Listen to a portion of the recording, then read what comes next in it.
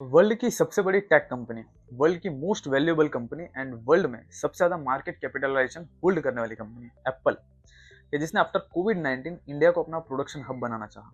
तो एक्चुअली इस चाहत के पीछे एप्पल का एक long term master stroke vision matter करता है।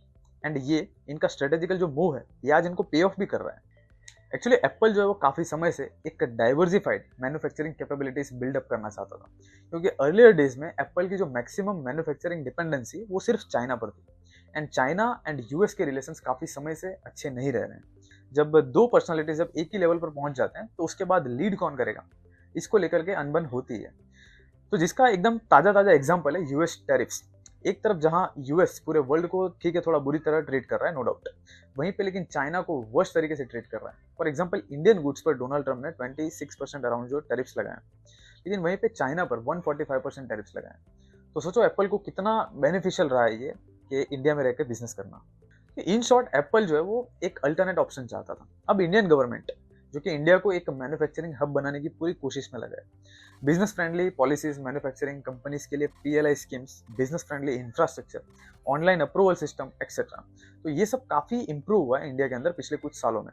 और चीप टेक लेबर तो है ही इंडिया के पास। एक रीज़न यहाँ पर और भी है, क्योंकि आखिर इंडिया को ही क्यों, कोई और कंट्री क्यों नहीं। तो India is the biggest populace country with growing consumption power and purchasing power. तो लोकल मैन्युफैक्चरिंग कैपेबिलिटीज डेवलप करके कंपनी लोकली अपनी एक प्रेजेंस डेवलप करना चाहती है।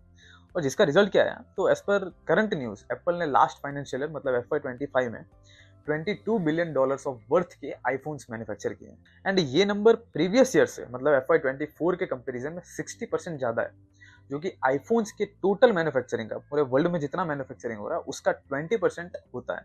$22 बिलियन, दैट मीन्स के पूरी दुनिया में जितने आईफोन्स हैं, हर 5 में से एक आईफोन इंडिया में मैन्युफैक्चर होता है। कुछ गिने चुने सालों पहले ये नंबर एक बिग जीरो था, और ऑलमोस्ट कोविड-19 के बाद ही ये सब स्टार्ट हुआ है।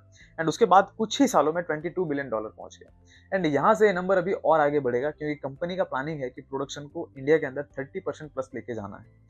एक्चुअली इंडिया में एप्पल असेंबल होते हैं, मतलब कोर जो मैन्युफैक्चरिंग है उसके बाद जो काम होता है वो इंडिया में होता है। एंड असेंबलिंग से जुड़े जो पार्ट्स होते हैं उनको मैन्युफैक्चर किया जाता है। तो ये जो कैटेगरी है, ये जो कॉन्टेक्स्ट है प्रीमियम कंज्यूमर इलेक्ट्रॉनिक्स का, जिसमें एप्पल प्ले कर रहा है, जिसमें value added high margin brand driven products category में जो आता है। अब इस कैटेगरी में $22 इतना एक्सट्रीम प्रोडक्शन आउटपुट इंडिया की किसी भी कंपनी ने नहीं किया है। तो ये इंडिया के पॉइंट ऑफ व्यू से भी एक बड़ी अचीवमेंट है, क्योंकि इंडियन एक्सपोर्ट में मेजर कंट्रीब्यूशन वाया एप्पल हो रहा है।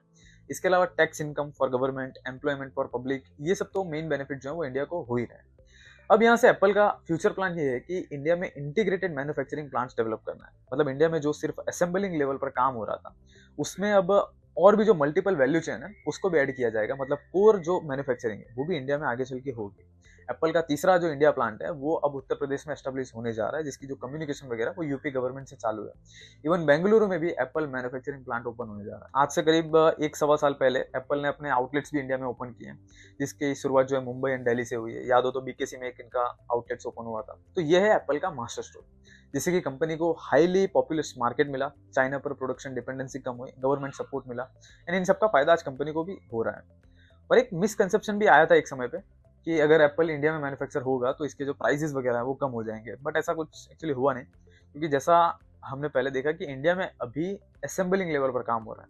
मतलब जो रॉ मटेरियल वगैरह है, जो हाफ मैन्युफैक्चर्ड जो पार्ट्स हैं वो तो बाहर से आ रहे हैं, तो उस पर जो टैक्सेस वगैरह, जो चार्जेस वगैरह लगना है वो तो लग ही रहा है। तो प्राइसेस कम होने के चांसेस बहुत कम है। ठीक है, बट जब अपकमिंग ईयर्स में जब इंटीग्रेटेड मैन्युफैक्चरिंग इंडिया में स्टार्ट होगा तो हो सकता है ये चीजें पॉसिबल हो। वो भी डिपेंड करेगा कि इंडियन गवर्नमेंट की पॉलिसीज वगैरह क्या। तो इस तरह से एप्पल क्यों इंडिया में आया, कैसे ग्रो हुआ एंड नेक्स्ट प्लानिंग क्या है, इसका एक ओवरव्यू था ये। अब इस पूरी स्टोरी का एज एन इन्वेस्टर हमारे इन्वेस्टमेंट स्ट्रेटेजी पे क्या लेना देना हो। तो देखो, स्टार्टिंग में जो हमने देखा कि $22 बिलियन का मैन्युफैक्चरिंग आउटपुट निकल के आ रहा है एप्पल के थ्रू, जो कि इंडिया की अभी कोई भी कंपनी जो इस कैटेगरी में प्ले कर रही है वो नहीं कर पा रही है।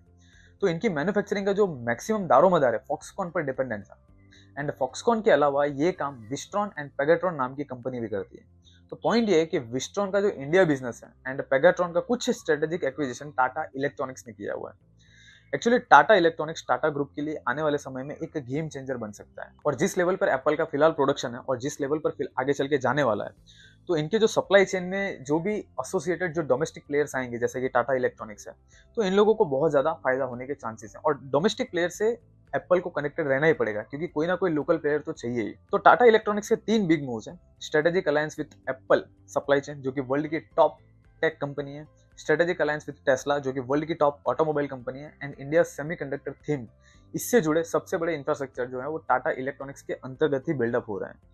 हालांकि कंपनी अभी स्टॉक एक्सचेंज पर लिस्टेड नहीं है, बट जब होगी तो बहुत ही वैल्यूएबल फर्म बनेगी। एंड लिस्ट तो होना ही है, क्योंकि टाटा ग्रुप की ये पहले से एक फिलोसॉफी रही है कि वैल्यू अनलॉक करने के लिए एंड इन्वेस्टर्स के लिए एक क्लियर डायरेक्शन हो कि इन्वेस्ट किया जाए या ना किया जाए, उसके लिए वो लोग सेपरेटली हर कंपनी को लिस्ट करते ही हैं। तो ये था एप्पल का most beneficial strategic moves, and इससे टाटा इलेक्ट्रॉनिक्स को कैसे एक एसोसिएटेड फायदा हो सकता है वो हमने देखा। तो फाइनली इस तरह की इन्फॉर्मेशन को जानने के लिए इस चैनल को प्लीज सब्सक्राइब कीजिए एंड वीडियो को प्लीज लाइक कीजिए।